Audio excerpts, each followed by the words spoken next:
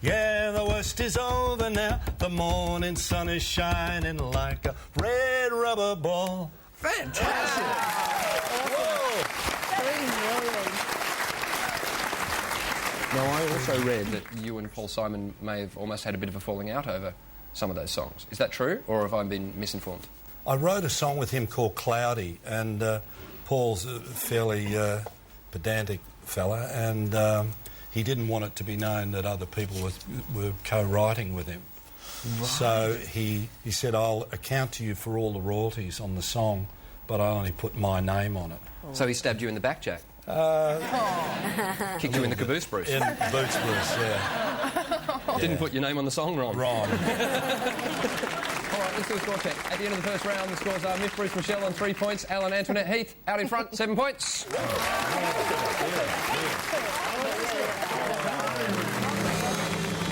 Each team will be asked an obscure question with 3 possible answers. You have to tell me the correct answer.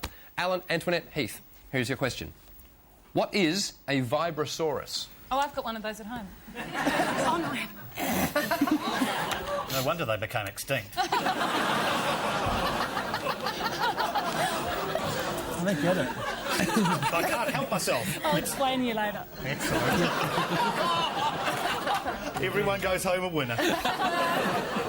Is a vibrosaurus A huge dance party that happens annually in the grounds of Seattle's Natural History Museum?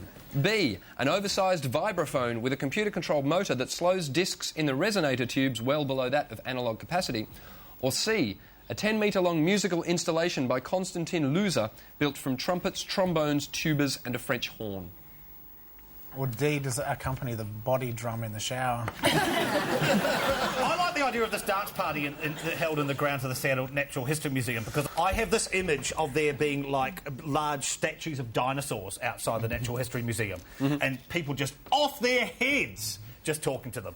Just going, man, why were you extinct? What happened, Guys man? rushing over going, man, the Velociraptor's bringing me down. He's bogarting my buzz, man. I can also imagine that if your name is Constantin Loser, you would try to invent something a little bit better than that. Just to get over the stigma. What have you been doing, loser? I invented the Vibrosaurus. Yeah, that's not going to get you beaten up at all, is it? Oh, loser's Vibrosaurus. Woo! And that's exactly the sound it makes. Woo! What do you reckon? Well, You're in the music industry. Well, surely saurus means big. So I'm thinking if he invented something that was made of trombones, trumpets, tubas and French horns, it would be pretty big.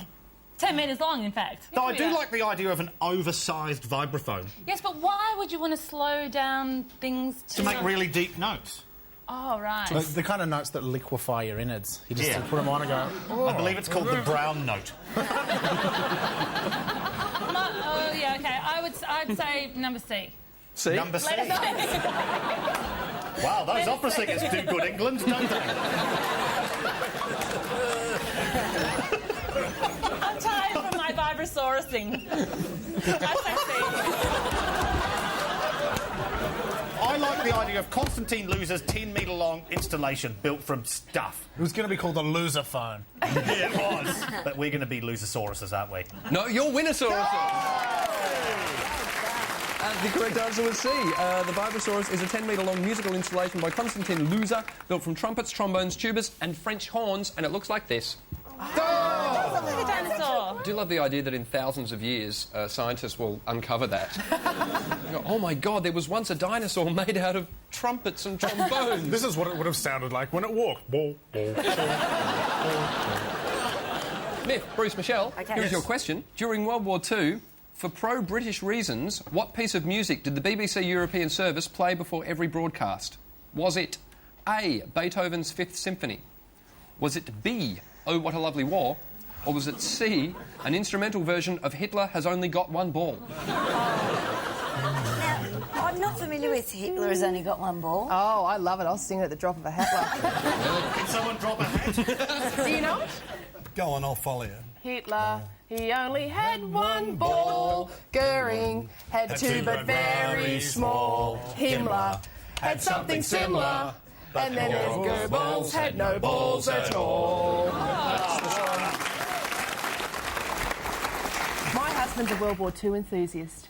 Did you know that? No. Oh, yes, He brings must on... be devastated it's over. He is! But I tell you what, a bit of Hitler's Only Got One Ball brings on sexy time, if you know what I'm saying. I don't think it'd be Beethoven's Fifth. It sounds a bit sombre. Quite dramatic, Was though. Beethoven German Yeah. as well? Yes, he was. There you Yeah. go, so that's no. What's Oh, What a Lovely War? How does that go? Do we know? I don't Oh, know. oh, it's a lovely war. Who wouldn't be a soldier, eh? Oh, it's a shame to take the pay. Body drums. Body drums! And I'm secretly playing the Vibrasaurus. As we speak. I think Hitler's Only Got One Ball was a bit racy for the wireless. I reckon it's Oh, What a Lovely War. Yes, I agree. You think?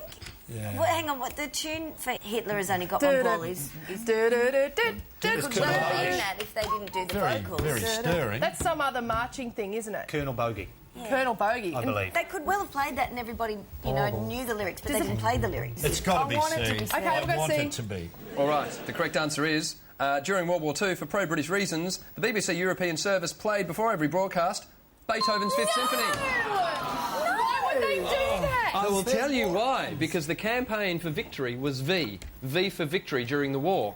Fifth. The first 4 notes of Beethoven's Fifth Symphony are Morse code for V. Oh, that's stupid. After that round, the scores are Miff Bruce Michelle on 3 points, Alan Antoinette Heath in front, 8 points. One member of each team will be singing well-known songs using the words of an unrelated piece of text. Your teammates have to try and identify the songs. Bruce, you'll be singing first for Miff and Michelle, and you'll be taking your lyrics from Getting the Most Out of Your Circular Saw and Jointer. That's your book. Those are your songs. Don't show your teammates. Ladies and gentlemen, Bruce Woodley.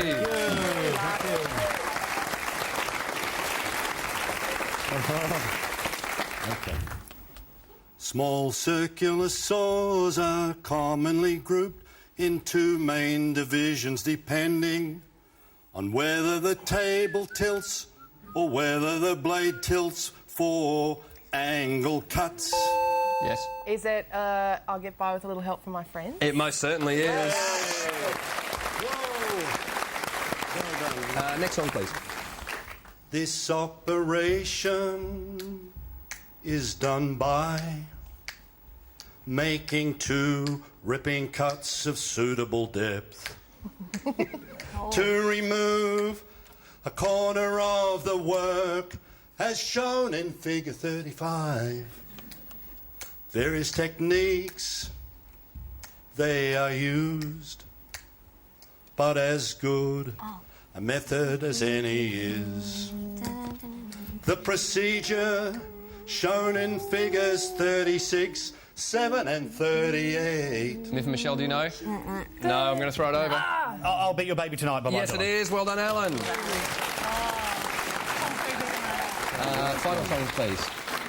Abrasive wheels can be used for cutting metals, tile, brick, porcelain and other materials. The wheel commonly used is 8-inch diameter by 3/32 of an inch thick resin bonded.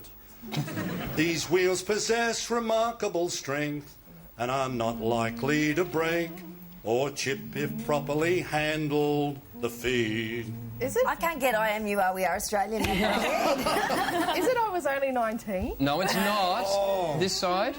It's a Seeker song. It is a Seeker song, and most of the audience were bobbing their heads along to it.